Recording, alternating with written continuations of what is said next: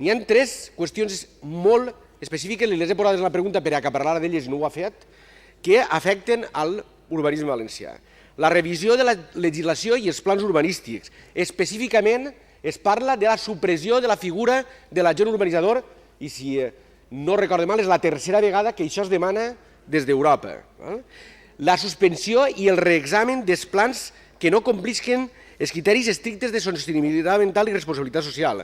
Això té un nom, moratòria urbanística, tal com li han defensat els col·lectius ecologistes i des d'alguns partits de l'oposició.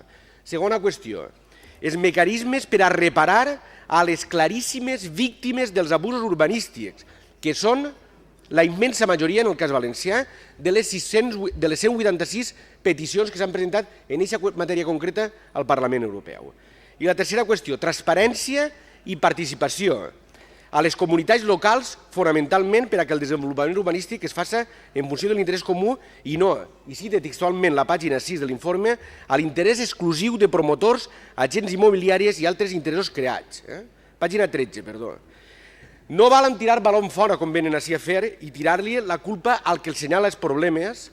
No val, a més així de to, el govern d'Espanya ho fa pitjor que nosaltres. A mi això en aquests moments no em preocupa massa, em preocupa el que passa així, el que passa a Espanya ja ho veurem en altres foros.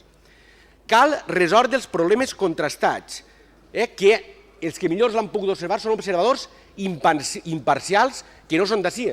No pot atribuir-li una qüestió al debat partidista quan eurodiputats de tots els partits polítics han votat en el mateix sentit i d'una forma molt clara.